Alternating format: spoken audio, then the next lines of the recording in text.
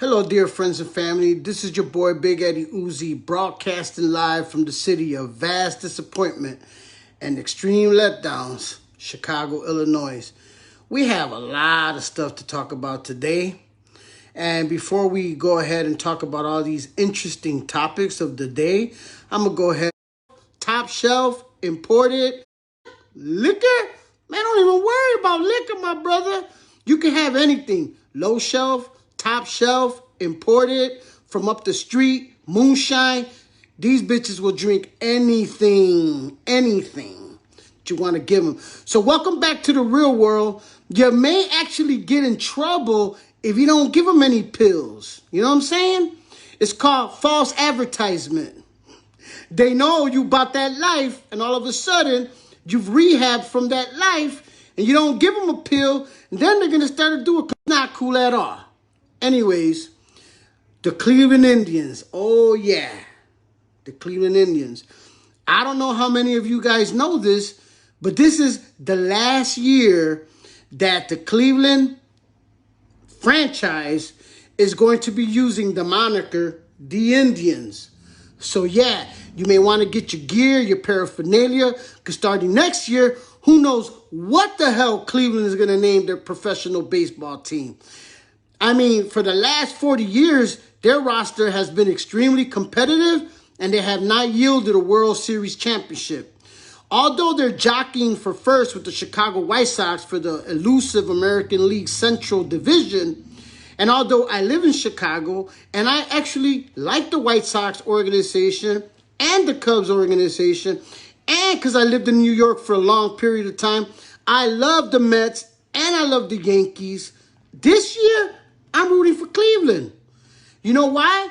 Because the Indians is the reason why that team gets on the field every day and try to win games. Try is the key word. They try to win games.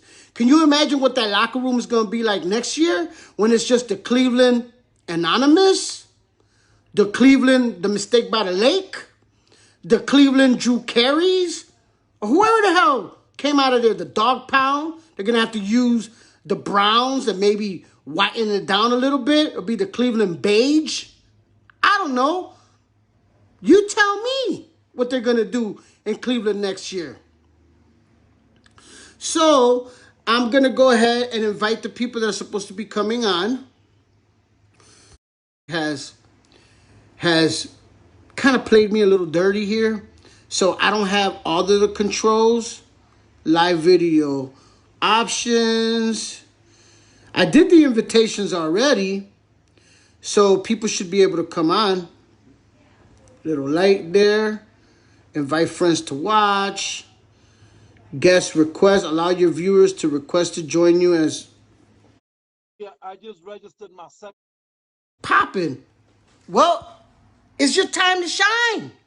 Let me bring on somebody right now so that I can put you in, brother. Expectation, though, cut for emotional. Who's talking to the brother? Ah, there we go. Approve. There you go. And this is live from Tampa Bay, Florida, with his grassroots in New York City. It's none other than the conservative Puerto Rican. What up, Ramon? How you doing, baby? What's good? What's good? Hey, bro, you missed a few things, man. First of all, I wanted your feedback on Bill Cosby and the mainstream media tying him in with Trump. What's up with this Trump deranged syndrome? Is it ever gonna end? Nah, it's not gonna end, kid. It's not gonna end. That shit is permanently etched in these people's emotions. These people are emotional. So because they're emotional, we have to expect them to always react with their emotions when the name Trump is brought up. How I know come they you have can't have Pelosi deranged syndrome?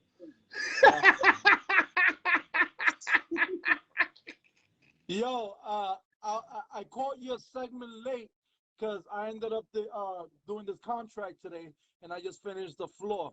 So, and it started raining out here in Florida, So I couldn't do the towels outside, and I don't like to do indoor cutting the towels. I was dealing with some marble flooring, so that produces a lot of dust and such. So I just ended up. It was a bad day for me today. You know, speaking of contracts, are you not a small business owner? Actually, I just registered my second business this week that passed. Let me ask So you a question. How did you get through the 1,500 white Ku Klux Klansmen, or and get through them so that you can register your business? let me tell you, I've been trying to talk to people about white privilege, and I tell them that white privilege doesn't exist. White privilege, okay, anybody that knows anything about psychology know that white privilege is a word that psychologically induces you into a state of defeatism. State of defeatism means that you feel like you've been already defeated. Now there's something known as the soft bigotry of low expectation, right? The soft bigotry of low expectation was coined by Bush. And what it means is that white liberals, progressives, and the Democrats tend to lower the bar of expectation for minorities, Hispanics, and blacks because they believe that more cannot be expected of us. Conservatives and Republicans don't lower the bar of expectation. They expect us to be Americans and to explore the possibilities and the opportunities that America affords us. Well, Lori Lightfoot says, said today with a big statement of reallocating, whatever that means, $25 million, because you see, Ramon, you don't know how to start a business. Really? And You, then Lori Lightfoot says that she's being attacked by mainstream media because she's black. Do you think it has anything to do with her lackluster initiatives and possibly the fact that the homicide rate is up by 22% now? Maybe. uh, just recently, I caught a video about a lot of things that are going on in Illinois, including Oakland. It was also part of the same narrative. And it has to do with the fact that presently, and this is what I'm saying, people that don't understand, I'm Puerto Rican, but I'm a New Yorican because, I was raised in New York, and even though I'm bilingual, I'm New Yorican and I'm American, and all I know is this. But but I started to notice something that was happening in the Hispanic and Black communities. Democrats tend to follow or implement policies that they know that are systemically destructive to the social and economic progress of minorities in those districts. One such example is the stop and frisk program that they had in New York that lowered the murder rate, that lowered the violent crimes, that lowered everything by almost 200 to 300%, right? After the Democrats began to whine about how uh, how stop and frisk was majority, predominantly African American and Latinos, Puerto Ricans, Dominicans, etc.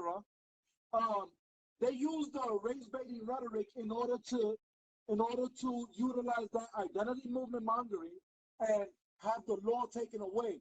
The mainstream news media colluded with the Democrats, and what they did was they ended up doing stop and kiss, or the stop and hug program, where they couldn't stop you and frisk you no more.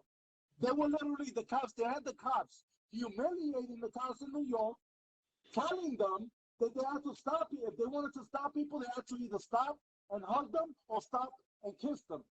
You can Wow. check this out. Yeah. You know what ended up happening? After they utilized the pretext of race baiting rhetoric, they ended up bringing crimes up in these same communities. Because let me tell you, the part that Democrats don't like to highlight. They utilize the race baiting rhetoric, they utilize racism and say that cops are exclusively targeting minorities and exclusively targeting blacks. But what they're not saying is that it is because it is the predominantly Hispanic and the predominantly black neighborhoods that are plagued with violent crimes. And I'm not talking about regular crimes, if you want to call it that, regular or organic crimes such as domestic violence, the man and the woman, or the man and his family get into dispute and somebody ends up hurting each other. No, we're talking about kids killing kids.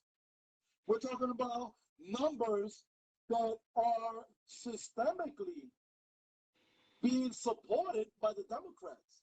Because when you look at the fact that the Democrats and the left are such big proponents of pro-choice, you can go online right now, and I can guarantee you that if you look up, there are more African Americans being aborted in the state of New York than are being allowed to be born. You realize that the eugenics movement of the 1890s began with Margaret Sangers, who placed her first clinics for abortion in predominantly African American neighborhoods such as Harlem. And the way she got past, the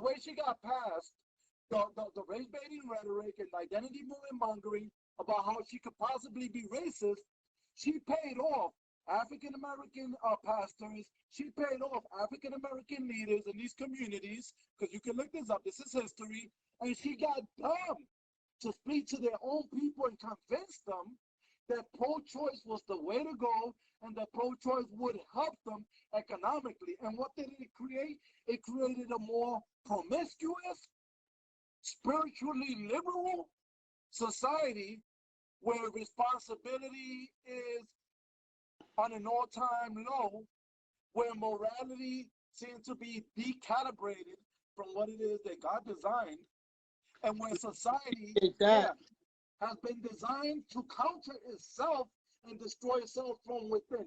One of the great pillars of every society is the family structure.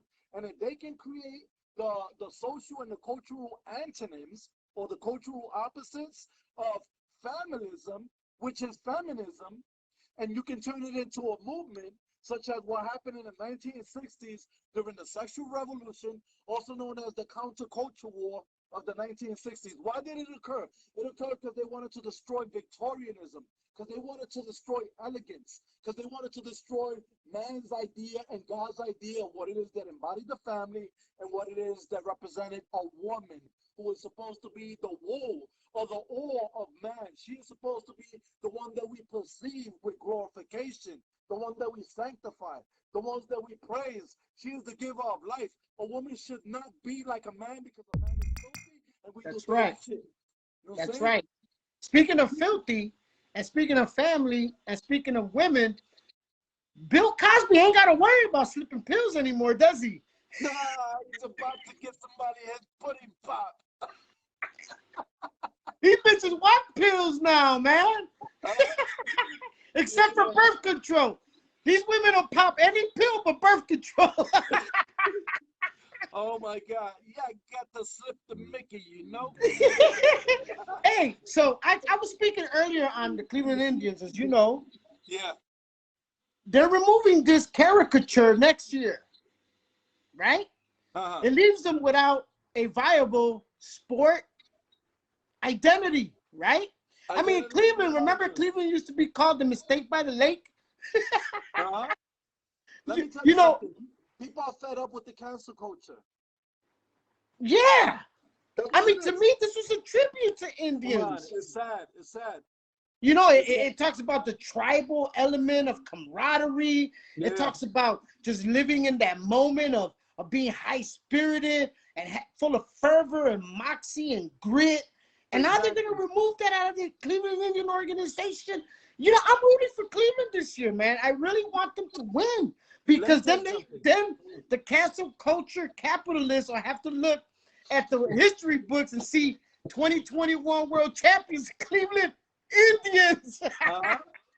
Hey, crazy. So veering off of the hot topics, I'm happy I have you here. You know, I think that's something that's missing out of the conservative element with all these different talk shows going on is at least having some type of a financial minute, right? Pacquiao's gonna take it. Pacquiao's gonna take it. The question. So let me ask you a question. For those out